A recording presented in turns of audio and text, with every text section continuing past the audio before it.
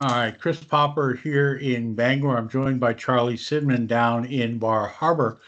As we get ready for the election, we had spoken with Earl Brecklin and the council chair regarding Yes on 4 and Chapter 50, and so we wanted to give Mr. Sidman an equal opportunity. Charlie, I guess I'm going to start asking a couple questions, if you would.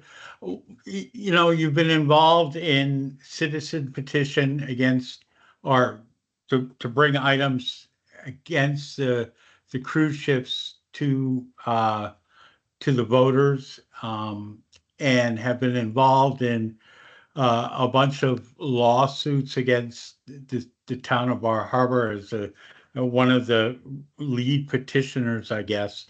Um, I, my question to you is, why did you, um, in the latest ballot that was last before the voters, why did you come up with or how did you come up with the number of 1,000 passengers?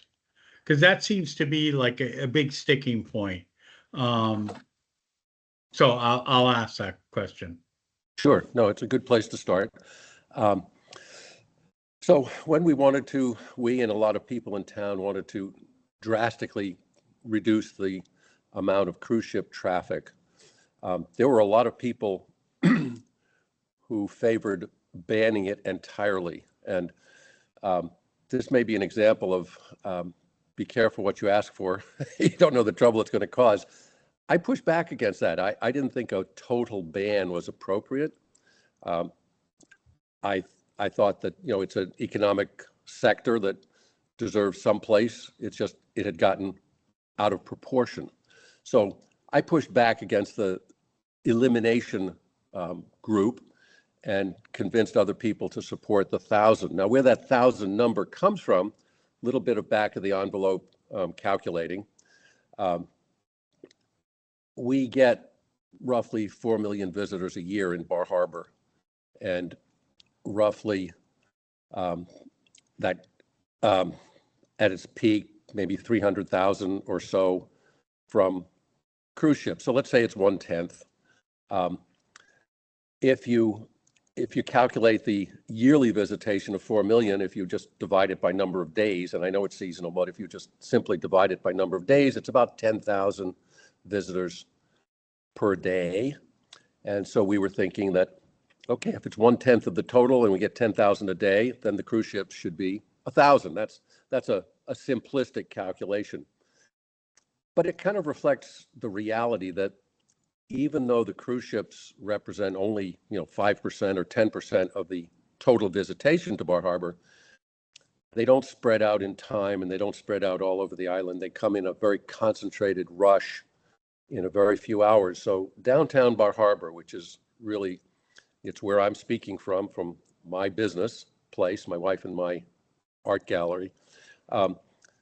When that, in the past, 5,000 people disembarked from 1 or 2 or 3 cruise ships, they didn't constitute 5 or 10% of the traffic on the streets. They absolutely doubled or tripled or quadrupled the number on the streets to make an unnavigatable crush. We couldn't walk down the sidewalk. We couldn't bring visitors between our 2 galleries locations. It was just completely unpleasant. We get feedback all the time that in the previous cruise ship era, Bar Harbor had lost its charm, had become what most of the visitors did no longer appreciate. They wouldn't come to Bar Harbor anymore, or certainly not on cruise ship days. So, I gave you the seat of the pants, back of the envelope calculation of 1,000. That seemed like a fair approximation, knowing that it could always go up or down by citizens' vote in the future. We put it in the land use ordinance for that, among other reasons. But that felt about right, that on a typical day with land-based visitors, we got a few thousand people in Bar Harbor. That should not be doubled or tripled or quadrupled by the cruise ship crowd, which is very concentrated and very, it's a rush, it's a tidal wave. So that's where the 1,000 came from. And, whether it had turned out or evolved to 500 or 1,500, that's not a big deal in my mind, but we thought that 1,000 was a good starting point a serious limitation, but not eliminating it entirely the way many people felt should be done. But 1,000 people, 1,000 passengers, or 1,000 people, I mean, according to your terminology, I mean, that is an effective ban of larger cruise ships. I mean, only the American Constitution and the those tiny little cruise ships with 50 to 150 passengers, those are the only ones that would be allowed to come into Bar Harbor. Well, I want to take issue very strongly when you give me a chance. Well, but you can't you can't go be a cruise ship operator and come into the port and say, well, only 750 of the 2,500 passengers are going to be able to disembark and visit. Well, but let me answer that. I think it's based on some erroneous assertions and misrepresentations. So first of all, cruise ships come in all sizes. Yes, there are the 50 passenger ones. There are 100, there are 200, there are 400, 700, 900, 1,500, 1,800, et cetera. They come from very small to very big. Now, it's not a total secret. I have taken a couple of cruises in my life, and they're a lot of fun. I objected to too many in my hometown, ruining my hometown. I've been to McDonald's before. I don't think a McDonald's should be put on top of Cadillac Mountain or put in the Grand Canyon National Park. So it's a question of proportion and suitability. So when I say I've been on cruise ships, I know for a fact that when you want to go on a expedition, a cruise ship, to go ziplining or tour, ruins in an area, or go on a submarine or a scuba thing, everybody can't do these things. The cruise ship has a place for 50 on this excursion, 200 on that excursion. They put out a list. The first people, the 50 or 200 or 700, whatever, sign up. They get to do it. So the notion that everybody on a cruise ship has to be able to get off, that's just not true. The cruise ships do this all the time. Further, the standard numbers, the fact is that half or 2/3 of the people on a given ship get off on a given port. So 1,000 people getting off could easily be all that want to get off from a 1,500 passenger ship, which is a honking big ship, let me tell you. Now, it's not the 3,000 and 4,000 and 5,000 passenger ships, right? And so would this amount to an effective ban on even on the biggest ships? Almost, but not quite, because the way we wrote the ordinance, the first 1,000 people by registration and first come, first serve get to come off free. Beyond that, there's a charge. It doesn't say anybody can't come off. There's a charge. So a cruise ship could come in, and if they properly reserve, the first 1,000 slots are free. The next 1,000, they'd have to pay something. That doesn't seem like the end of the world. We definitely are trying to reduce the visitation by large ships carrying lots of people that do a lot of environmental damage. Yes, we're trying to downplay that part of the cruise industry. There's no doubt about it, but we're not anti-cruise ship passengers. Look, it's like a movie theater. They have 300 seats. They don't let in 400 or 500 people. They have 300 seats. What's safe for that building is 300 customers at any one time. We're trying to do the same thing in our town. I don't think many people are arguing the fact that Bar Harbor is crowded, and that that there needs to be a process for tourism management. But I mean, you can't stop people from coming onto the island. People are able to travel freely in the country. Now I'm hearing. There we go. We're back in touch. Yeah. Now I'm hearing that Ellsworth is planning another extended stay hotel. So you know, and if cruise ships want to come, I mean, there's been talk about them going to Eastport or Rockland and then being bussed in to go to Acadia National Park. I mean, I think that if they want to get here, they can find a way. Um, does that, I mean, I don't think that then outside of the environmental concern, I mean, that's not going to eliminate the number of people coming into Bar Harbor. Well, it does in a very real way. It spreads them out. And look, if a 5,000 passenger ship comes to Eastport, that's 150 buses or 200 buses. I don't see a caravan of 200 buses coming down from Eastport to Bar Harbor. And if they do, they're going to go all over the island and they're going to arrive at different. What really has driven this whole thing is our core downtown being inundated by this huge tidal wave. Look, we're happy to share the wealth. Happy to have Eastport get some of the economic benefits, and there are economic benefits. If some of those people want to come by land, that's fine. We'll deal with it. We've had, we get 4 million land-based visitors a year, so a few more on a given day is not really a problem. What is the problem is this overpowering surge of people, within an hour or two in the morning and then leaving a few hours later. So I'm not really worried about a big cruise ship going to Eastport and spending some money up there and busing a few people down here. That's fine. That's in the economy. That's all right with me. Doesn't obviate or make our ordinance, less attractive or necessary. I know one of the major concerns is the ongoing lawsuits and the expense to the town of Bar Harbor and the taxpayers. You have started a GoFundMe. I'm not sure, where the source of the donations, how much you're privately funding that. But I know that your GoFundMe has raised quite a bit of money to fund the lawsuits. And let's face it, lawyers aren't cheap. Tell me about it. Right. So what are your plans if Chapter 50 passes, if Question 4 passes? I mean, are you going to continue lawsuits? Are you, I know you're also looking at, I believe, a petition for recalling counselors. If you talk a little bit about your future legal plans, if you want to divulge them. Yeah, well, I try to be an open book as much as I, am ethically able.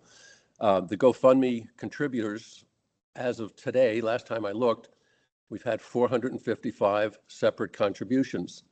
Now, some of those people have chosen, and they have the right to remain anonymous.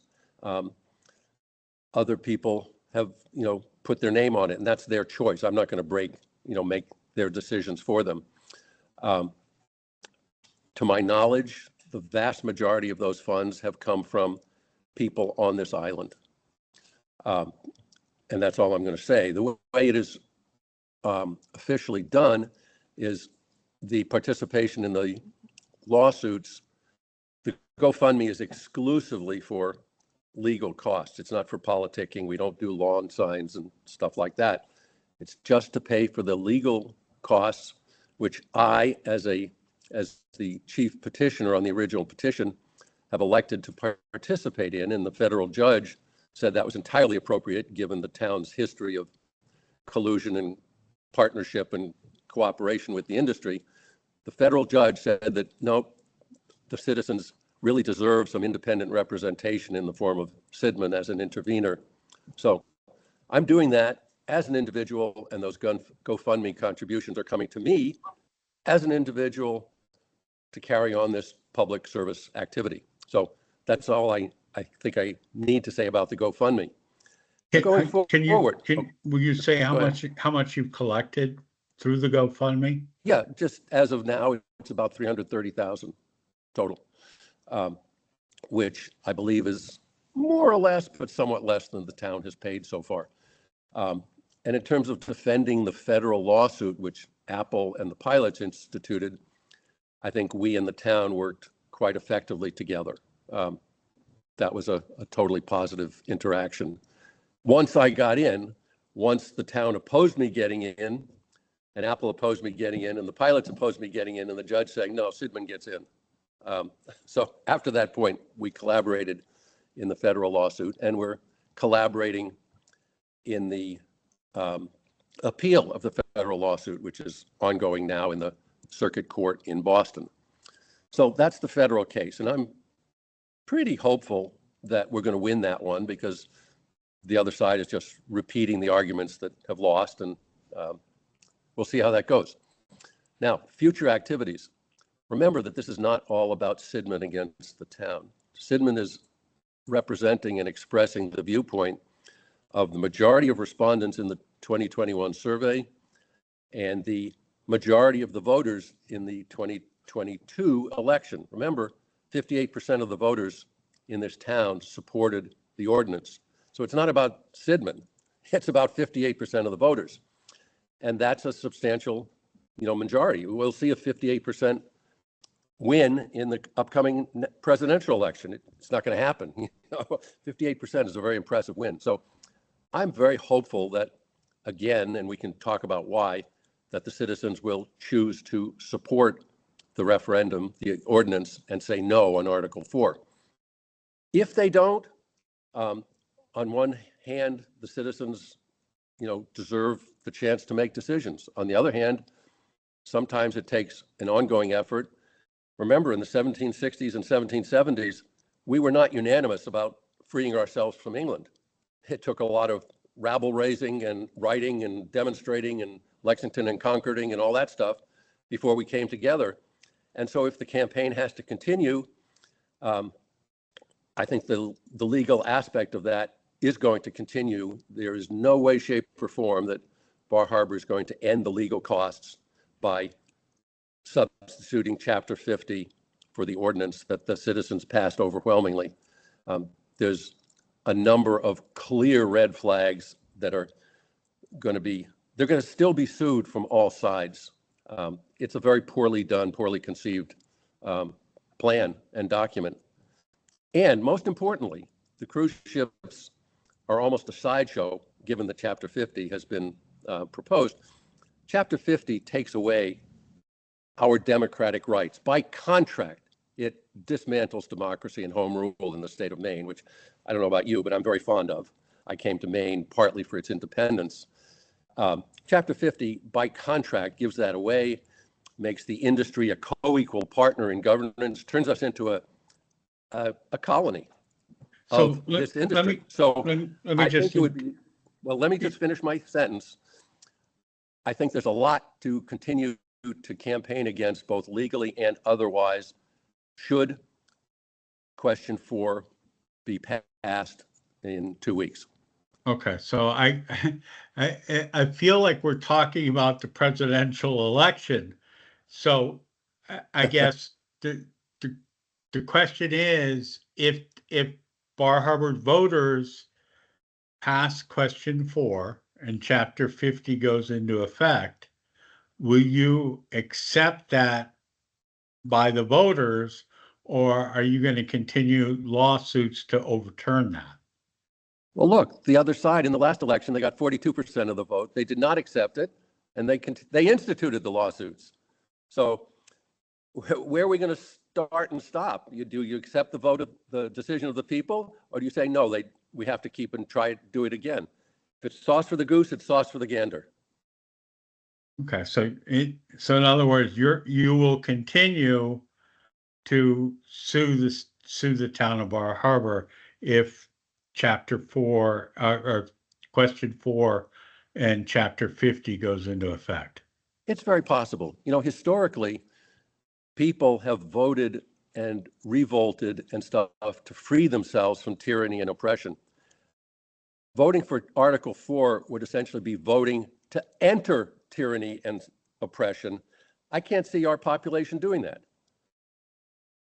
And if they do temporarily, their voice, has to be respected. But that's not the end of the story, because it wasn't the end of the story when 58% of the voters made their decision last time.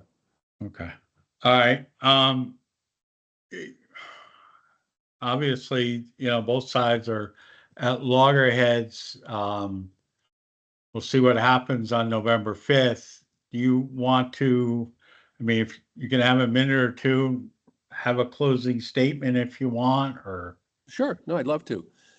What this is all about, Chris, is our town government is in bed with an industry which has developed over a long period. Now, it started with, the best of intentions, economic development.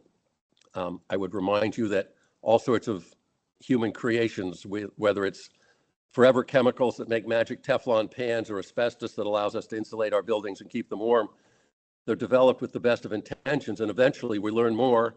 We say, oh, in hindsight, that's not such a good idea. We got to change course.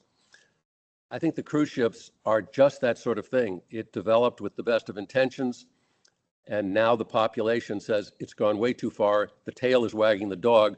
We have to cut this back substantially. We don't use any forever chemicals anymore. And we're not saying no more cruise ships, but we believe we need far fewer of them. Who's benefiting from the cruise ship industry in Bar Harbor?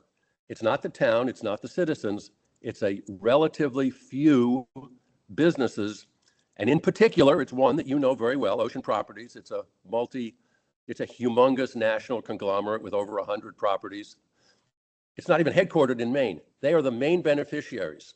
And when they say, oh, the town of Bar Harbor is going to give up some fee revenue, what the town gets is chicken feed. It's peanuts. The peanuts and chicken feed that the town gets have to be spent to service that industry and its passengers. The several times as much, 3 or 4 times as much that this private entity gets, they put in their pockets. That goes to their shareholders, their owners. So they're the beneficiaries. Who benefits? Follow the money. You're familiar with that expression. On the other side, you've got the citizens, and so far, a broad and growing majority of the citizens saying, no, guys, we want our town back. So it's democracy versus plutocracy. And obviously, you know where I come down on that. Okay. All right. Well, I thank you very much for your time. I appreciate you coming on camera, sharing your opinion, and we'll see what happens November 5th and going forward. And again, if you're a citizen in Bar Harbor, I would encourage you to vote one way or another. There's I probably, join you in that. yeah, I don't think that there's a question that has a greater impact on the citizenry than question 4 and chapter 50 in quite some time and going forward. All right. Thank you very much. Appreciate your time. Well, appreciate yours. And where's this going to appear? Hang on one second.